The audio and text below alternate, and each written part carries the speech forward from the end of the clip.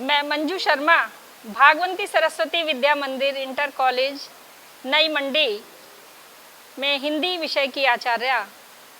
आज हम काव्य में कक्षा नवम का पाठ भारतेंदु हरिश्चंद्र, जिसका शीर्षक है प्रेम माधुरी, पढ़ेंगे।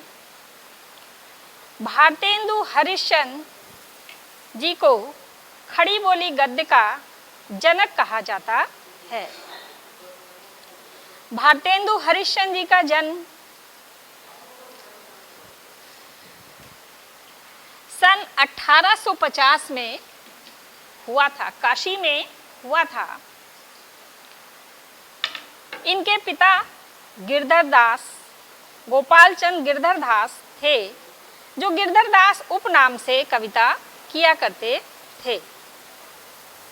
बाल्यकाल में ही इनके माता पिता के निधन होने के बाद ये अनाथ हो गए और इनकी पढ़ाई भी पूर्ण रूप से नहीं चल सकी। तो उन्होंने घर पर ही स्वाध्याय से अनेक भाषाओं का अध्ययन किया। भारतेंदु जी ने बहुत छोटी सी उम्र में, यानी 7 वर्ष की आयु में ही एक दोहा लिखकर अपने पिता से सुकवि यानी अच्छे कवि, श्रेष्ठ कवि होने का आशीर्वाद प्राप्त कर लिया था। भारतेंदु जी के नाम से ही एक युग का नाम भी पड़ा है। भारतेंदु युग उन्हीं के नाम पर पड़ा है। भारतेंदु जी ने अधिकतर रचनाएं ब्रजभाषा में की हैं और इनकी रचना प्रेम माधुरी से ही ये अंश है जो आज हम पढ़ेंगे। भारतेंदु जी को बहुत कम आयु प्राप्त हुई थी। 1850 में उनका जन्म हुआ और 1885 में ही उनकी मृत्यु हो गई। इतने अल्प काल में ही उन्होंने बहुत अधिक ख्याति अर्जित की थी। तो आज हम उन्हीं का प्रेम माधुरी शीर्षक पढ़ेंगे। पहला कवित्त है।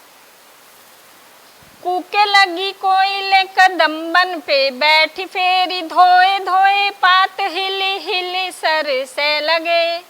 कूके लगी कोयले कदम्बन पे बैठी फेरी, धोए धोए पात हिली हिली सर से लगे। बोले लगे दादुर मयूर लगे नाचे फेरी, देखी के संजोगी जन हिये हर्ष लगे। हरि भई भूमि सिरी पवन चलन लगी, हरि भई भूमि सिरी पवन चलन लगी।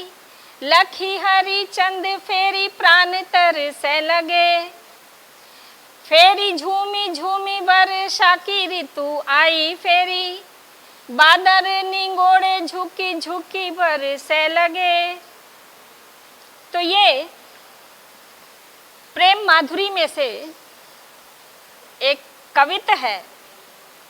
इसमें वर्षा ऋतु का वर्णन किया गया है और उसमें गोपी उद्धव संवाद का वर्णन है कि श्री कृष्ण जो है मथुरा चले जाते हैं और गोपियां उनके वियोग में बहुत दुखी दिखाई देती हैं।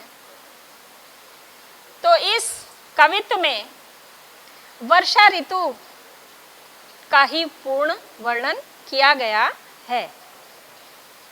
अब इसमें कुछ शब्द थे कठिन। कोयले कोयल, दादुर मेंढक, कदम्बन कदम्ब के वृक्ष, मयूर मोर। कूके लगी कोयले, कदम्ब के वृक्षों पर बैठकर कोयल मधुर आवाज में बोलने लगी है। वर्षा ऋतु आ गई है और उसमें कोयल जो है प्रसन्न होकर सभी को वर्षा का इंतजार होता है। तो जब वर्षा ऋतु के आने पर सभी जो है प्रसन्न हो जाते हैं। तो यहाँ पर भी कदम्ब के वृक्षों पर बैठकर कोयलें मधुर आवाज में बोलने लगी हैं। धोए धोए पात हिली हिली सर सह लगे। और वर्षा के जल से पत्ते, वृक्षों के जो पत्ते हैं वो धुल गए हैं और मस्ती में हिल रहे हैं, झूम रहे हैं, सरसने लगे हैं। वर्षा से जल से भीग गए हैं तो उसमें वो सरसने लगे हैं। बोले लगे दादुर, मयूर लगे नाचे फेरी। वर्षा ऋतु में मेंढक जो है अपनी टर टर की आवाज में बोलने लगे हैं। मेंढक टर टर की आवाज में बोलने लगे हैं। और वर्षा के आगमन पर तो वो मयूर जो है बहुत ही प्रसन्न हो जाते हैं और वो नृत्य करने लगते हैं। वर्षा को देखकर ही मोर जो है नाचने लगते हैं। तो मेंढक जो है बोलने लगे हैं और मोर प्रसन्नता पूर्वक नृत्य करने लगे हैं।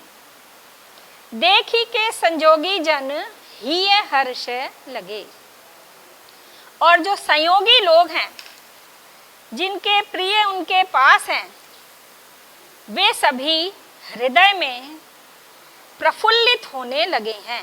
उनका हृदय जो है प्रसन्नचित हो गया है, क्योंकि उनके प्रिय उनके साथ हैं। इसलिए वे संयोगी जन प्रसन्न हो गए हैं और उनका हृदय जो है प्रफुल्लित हो गया है। हरी भरी भूमि सीरी, सारी धरती हरी भरी हो गई है। चारों ओर हरियाली ही हरियाली व्याप्त है।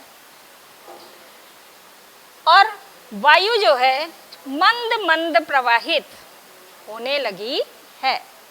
बड़ी वायु जो है, सुगंधित वायु मंद मंद प्रवाहित होने लगी है। लखी हरी चंद फेरी प्राण तर सह लगे। अब कवि हरिश्चंद्र जी कहते हैं, लेकिन कृष्ण के ना होने पर, कृष्ण मथुरा में है नहीं, ब्रज में है नहीं, उनके ना होने पर गोपियां जो हैं बहुत ही दुखी हो रही हैं। उनके वियोग के कारण गोपियां जो हैं बहुत अधिक दुखी हैं, क्योंकि उनसे श्री कृष्ण का वियोग हो गया है। इस कारण वो बहुत अधिक दुखी दिखाई दे रही है। फेरी झूमी झूमी वर्षा की ऋतु आई फेरी। और पुनः वर्षा ऋतु झूम झूम कर आ गई है और ये निगोड़े बादल झुक झुक कर पुनः बरसने लगे हैं, फिर से वर्षा करने लगे हैं। क्योंकि ऐसे वर्षा के वातावरण में सभी लोग प्रसन्न हैं, चारों ओर हरियाली व्याप्त है, पक्षी भी चहचहा रहे हैं, मेंढक बोलने लगे हैं, मोर नाचने लगे हैं प्रसन्न होकर। लेकिन जिनके प्रिय उनके पास हैं वे तो प्रसन्नता हृदय में प्रफुल्लित हैं, लेकिन जिनके प्रिय यानी श्री कृष्ण उनसे दूर हैं तो वे जो हैं बहुत अधिक दुखी दिखाई दे रही हैं। वर्षा ऋतु पुनः झूम झूम कर आ गई है और ये निगोड़े बादल झुक झुक कर पुनः वर्षा करने लगे हैं। ऐसे में वियोगी यानी गोपियां जो है श्री कृष्ण के वियोग के कारण बहुत अधिक दुखी दिखाई दे रही है। तो यहाँ पर इसमें जो काव्य सौंदर्य है, इसमें भाषा, ब्रज भाषा का प्रयोग किया गया है। शैली इसमें मुक्तक है, छंद इसमें कवित्व है,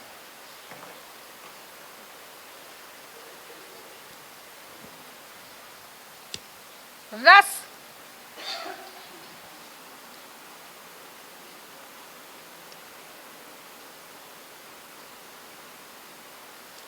श्रृंगार है, गुण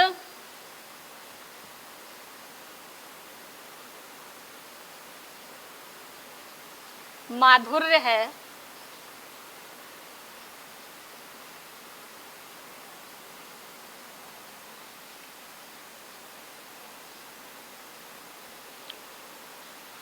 अलंकार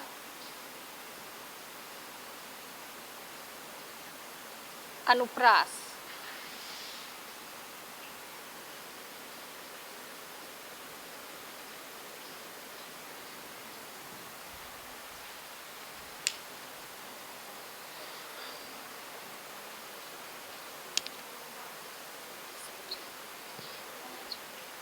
अब दूसरा कवित्व हम पढ़ेंगे।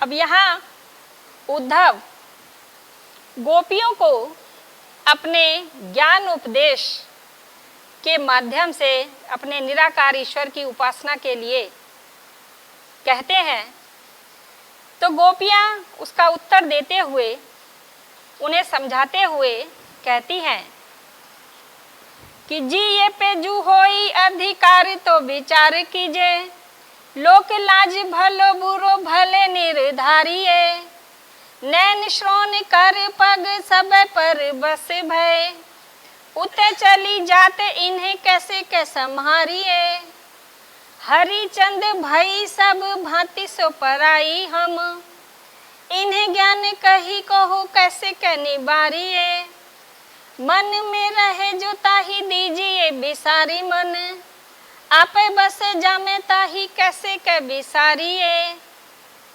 तो इसमें अब गोपियाँ उनके कथन का उत्तर देते हुए कहती हैं कि जिये पेजू होई अधिकार तो विचार कीजिए। वो कहती हैं जिये मन पर, हमारे मन पर यदि हमारा अधिकार होता तो हम आपके उस ज्ञान के विषय में विचार करते। जो ज्ञान आप हमें देने के लिए यहाँ आए हैं उस पर हम विचार करते, क्योंकि यहाँ तो हमारे मन पर हमारा अधिकार ही नहीं है।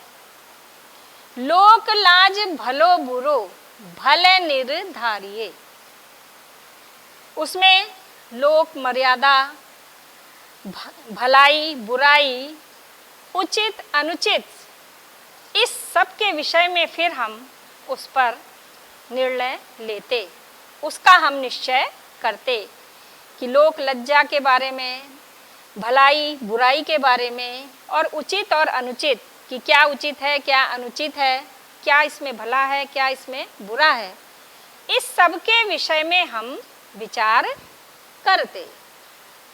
लेकिन हमारे मन पर कोई अधिकार ही नहीं है। नैन श्रवण कर पग सबे पर बस भये, हमारी जो सारी इंद्रियां हैं, नेत्र, कान, नैन नेत्र, श्रवण कान, कर हाथ, पग पैर, ये शब्द अर्थ हैं।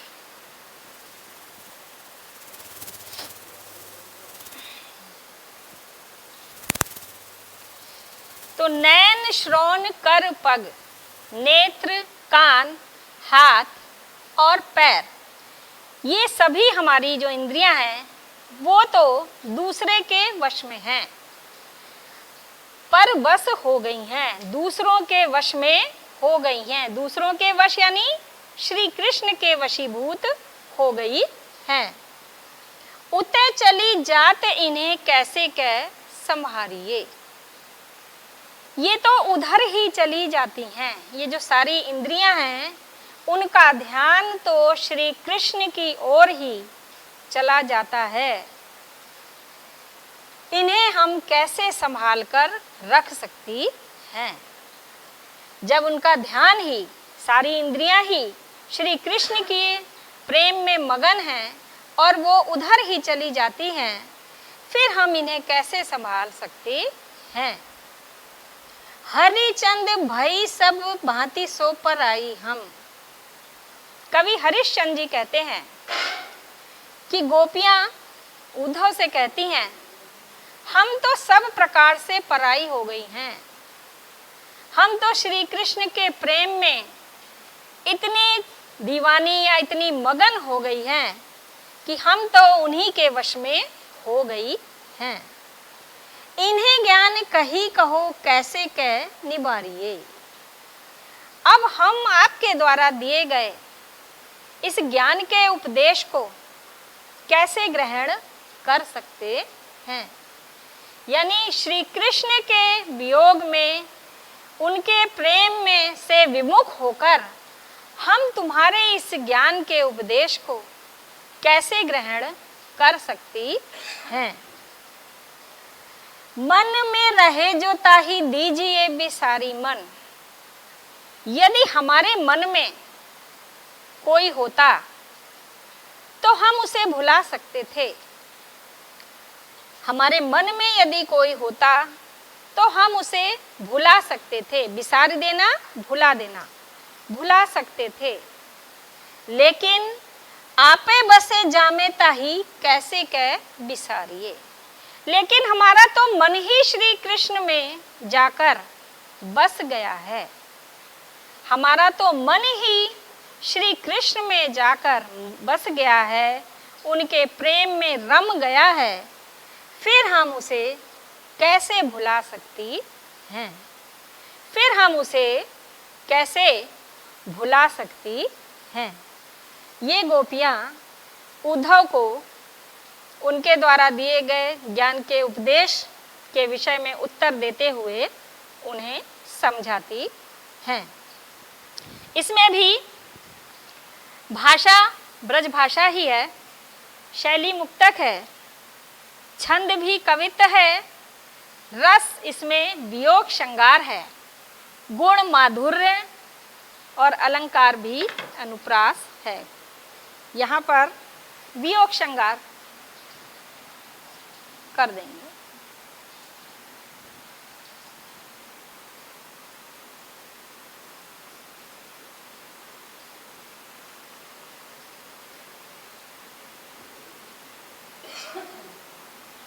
तीसरा जो ये है, इसमें अभी आपने दो ऊपर जो छंद पढ़े थे वो कवित्त थे, और अब जो ये तीसरा पढ़ेंगे ये सवैया छंद है। यह संग में लागिए डोल सदा, बिन देखे न धीरज आनती हैं। छिन हूँ जो वियोग परे हरिचंद, तो चाल प्रलय की सुठानती हैं। बर नुई में धरे न झपे उझपे, पल में न समाई वो जानती हैं। पिए प्यारे तिहारे निहारे बिना, अखियां दुखियां नहीं मानती। अब यहाँ पर गोपियों के नेत्रों की दयनीय दशा का इसमें वर्णन किया गया है। गोपियों के नेत्रों की दयनीय दशा का इसमें वर्णन किया गया है।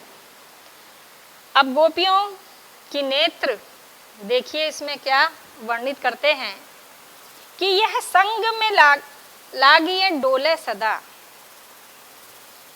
इनके जो नेत्र हैं वो श्री कृष्ण के साथ ही इधर उधर डोलते रहते, घूमते रहते हैं। जहाँ जहाँ श्री कृष्ण जाते हैं उधर ही उधर ये देखती रहती हैं। बिन देखे न धीरज आनती हैं। और यदि वो उन्हें ना देखें, श्री कृष्ण को देखे बिना तो वो धैर्य धारण करती ही नहीं हैं। उनके जो ये नेत्र हैं गोपियों के, वो श्री कृष्ण के साथ ही घूमते रहते हैं। जहाँ जहाँ श्री कृष्ण जाते हैं उधर ही उधर वो देखती रहती हैं। और उन्हें देखे बिना तो उन्हें क्षण भर भी धैर्य नहीं आता है। छिन हूँ जो वियोग परै हरिचंद। और यदि क्षण भर भी उनसे वियोग हो जाए, श्री कृष्ण से वो अलग हो जाएं, तो चाल प्रलय की सुठानती हैं। तो वो इतने आंसू बहाती हैं जैसे प्रलय आ गई हो, कि चाल प्रलय की सुठानती हैं। यानी क्षण भर भी यदि श्री कृष्ण से वो अलग हो जाएं, वो दिखाई ना दें, तो वो आंखों से इतने आंसू बहाती हैं मानो प्रलय आ गई हो। यहाँ पर बहुत अधिक बढ़ा चढ़ाकर वर्णन किया गया है, तो इस कारण इसमें अतिशयोक्ति अलंकार है। बरुनी में थिरै न झपै उझपै। बरौनियों में तो स्थिर रहना वो जानती ही नहीं है। बरौनियों में स्थिर रहना तो वो जानती भी नहीं है। कभी वो झपकती हैं, कभी खोलती हैं, झपै उझपै, कभी वो खोलती हैं, कभी आंखें बंद करती हैं। पल में न समाई वो जानती हैं। और पलकों में समाना तो वो जानती ही नहीं है। पलकों के अंदर स्थिर रहना तो वो जानती ही नहीं है। पिए प्यारे तिहारे निहारे बिना अखियां दुखियां नहीं मानती हैं। पिए प्यारे श्री कृष्ण की ओर संबोधित करके कहा गया है कि हे प्राणों से भी प्रिय श्री कृष्ण, तुम्हें निहारे बिना, निहारना देखना, तुम्हें देखे बिना ये दुखियारी आंखें मानती ही नहीं हैं। कि तुम्हें देखे बिना तो ये मानती ही नहीं हैं। ये दुखियारी आंखें मानती ही नहीं हैं। तो ये सदैव श्री कृष्ण के साथ ही इधर उधर घूमती रहती हैं। और यदि वो ना दिखाई दें तो धैर्य धारण वो नहीं कर पाती। उन्हें बिना देखे वो धैर्य धारण नहीं कर पाती हैं। और यदि क्षण भर भी उनसे अलग हो जाएं, तो इतने आंसू बहाती हैं मानो प्रलय आ गई हो। बरौनियों में स्थिर रहना वो जानती नहीं। और कभी वो आंखें बंद करती हैं, कभी खोलती हैं। पलकों में स्थिर रहना, पलकों में समाना तो वो जानती ही नहीं है। श्री कृष्ण की ओर संबोधित कर कहा है कि प्रिय प्यारे यानी प्राणों से प्रिय श्री कृष्ण, तुम्हें देखे बिना तो ये दुखियारी आंखें मानती ही नहीं हैं। ये आपका तीसरा छंद था। इसमें जो है सवैया छंद है। अब इसका काव्य सौंदर्य, इसमें भी भाषा वही है, ब्रज भाषा, शैली मुक्तक है। छंद इसमें बदल गया है। ऊपर अभी आपने कवित्त छंद पढ़ा था, अब ये सवैया है। रस वियोग श्रृंगार है, गुण माधुर्य है, और अलंकार अनुप्रास और अतिशयोक्ति अलंकार है। अतिशयोक्ति